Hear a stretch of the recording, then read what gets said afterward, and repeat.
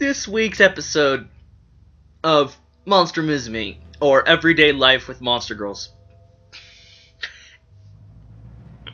Let's just say, if you weren't a big fan of Sue,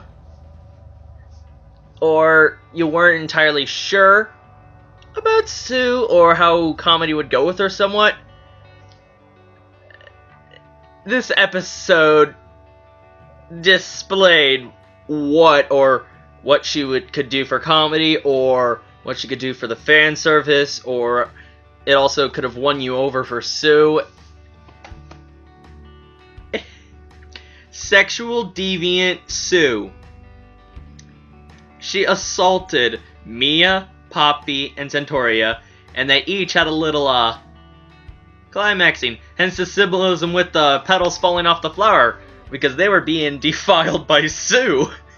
They were being deflowered. But, oh my god. The amount of fan service in this episode. I'm not saying I hate it. No, I am not saying that. This is a series where it's not gonna hide that it's fan servicey. No.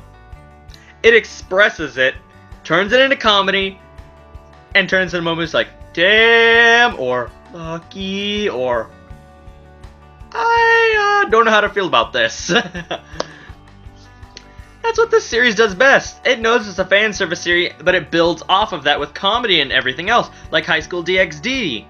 And what this did and all that is, they kind of, Mia, Poppy, and Centauria, or Saria, ran away with Sue, but forgot to take Kurusu, because a bunch of people came storming in the house to start reconstructing, and they were smashing walls, breaking the ceiling, and doing all that, so they thought Miss Smith was coming after Sue to take her away and deport her, and they ran away and forgot to grab Kurusu. So, yeah, Sue got dehydrated, and Poppy spilled a water bottle on herself when she tried to give Sue some water. She started kissing her and licking the moisture off her in a very, very sexual way, and I like that. And, she gave Poppy quite a bit of pleasure until, she came. Or she climaxed and had a little bit of an orgasm, and then she's just laying down shivering with a bunch of liquid on her, and then Sue goes and attacks Centauria, but she was making quite a bit of noise, so Mia calls her and she's like, "Druh!" And the funny thing is, while Centauria was being assaulted and getting a lot of pleasure, and even her breasts were being paid attention to, Mia looks at the camera and goes, "She's drooling!" Way to break the fourth wall.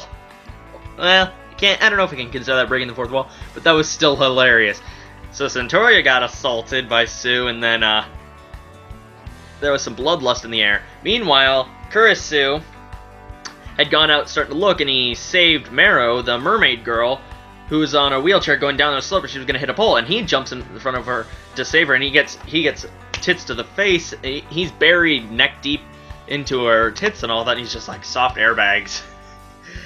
Yeah, so that happens, and he starts escorting her around because she's in a wheelchair, and he's just pushing her around, and he comes to the forest because she saw the centaur, Lamia, and a harpy go that way, and you sense this bloodlust in the air, and you see Mia and Sue, they're gonna go at it, and it's funny because Sue had every opportunity to go to the tap where it had been broken by Centauria's butt and all that, and it was spewing out water. She had every opportunity, but it wouldn't be Monster Girls without this. So Sue goes after Mia, but Mia had gotten distracted by Kurusu going, "Mia." So Sue starts licking the sweat off of Mia. She wasn't wet that way. She was wet from sweating, trying to keep herself from being assaulted by Sue. So then, yeah, Sue's going like this and just licking all over her, and she even knows her weakness on the tail and all that. And then 3 floodgates broke today.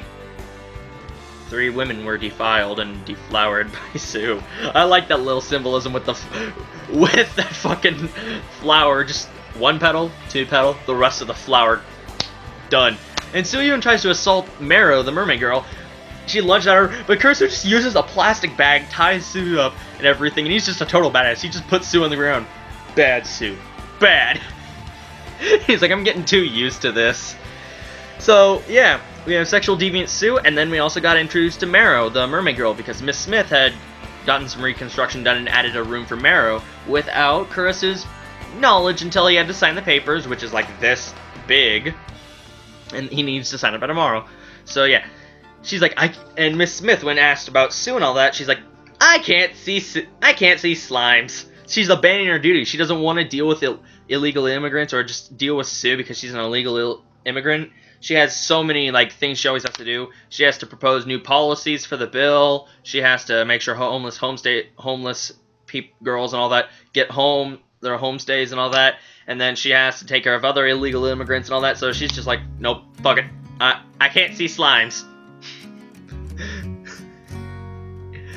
Yeah, she built the room for Mero, and then when we got introduced to Mero, she has this very royal aura around her. Like, she's a queen, and Centauria notices this, and she's, like, brought back, she said it's like she's before a queen, a knight before his king or queen. And that's one of the mysteries we get. We actually, later on in the series, we'll probably get more about Mero's aura in the future. But for you manga readers, we know exactly what's up, and it's not hard to tell from this. Yeah. So then we also learn all mermaids, especially Mero, enjoy the tragic love story of the Little Mermaid, where a mermaid falls in love with this prince, but in exchange for human legs, she loses her voice, and then it's just a tragic love where she eventually dissolves into sea foam. In other words, she dies. So she wants Mia or one of the three girls to get together. I don't know, we can't count Sue. Sue's still learning, but wants one of the three to get together with Kurusu, so she can also pretty much date him behind their back, or, well, have a little bit of a love affair occasionally. And she even asked Mia, as long as you don't mind a little, unfaithfulness from him, I'll support you. She wants Mia and him to get together, but she also wants Daring, or Kurusu, to give her some love while those two are dating and all that. And Mia's like, no, he belongs to me only. So we got introduced to her character and all that, and that only marks one more character to get introduced to in the opening, and then we'll have the whole harem, his whole Monster Girl harem, and yeah. You don't fuck with sexual deviant Sue. They even hung a thing around her neck. They hung a sign around her neck, do not dehydrate.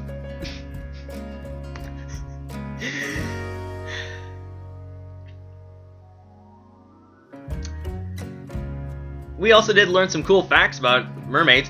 Since they have gills and all that, they're covered in a special mucus that doesn't let their gills or bodies dry out, so they can actually breathe air and survive on land. So their clothing slips off, and Darling actually pulls her top off, and I'm wanting that Blu-ray DVD release because I'm sure they're gonna edit in the nipples again. I'm gonna examine that for specific purposes. I'm researching it, okay? Don't look at me like that. Oh, and one more thing. For those who weren't able to find his first name, our main character's first name, since they only had mentioned it like once before, they mentioned it one more time for you guys when he was introducing himself to Mero. When he first saved her, he goes, I'm Kurusu Kimihito. His name is Kurusu. There you go. If you still don't know it, you don't pay attention enough. Well, I don't blame you. There's tits and ass everywhere. So, yeah, I'm looking forward to the next episode. It's hard not to look forward to the next episode of Monster Girls. If you enjoyed that episode of Monster Girls, or you enjoyed this review, be sure to leave a like, comment, subscribe for more reviews, reactions, vlogs, talks, the usual. This is AutoX Nation here at my lovely community, citizens and civilians. Welcome to the nation. Have a good day, watch lots of anime, read lots of manga. I'll see you guys later. Bye-bye. Oh, and be sure to follow the links down in the description, because you can follow me on Twitter, where I post announcements, or I'll talk about what I some videos, or you can just talk with me about whatever I posted. Yeah, so the usual. And follow the link down in the description. Check out episode 5 of Monster Musume. No, Iru Nichijou. You won't regret it. You won't regret it. Alright.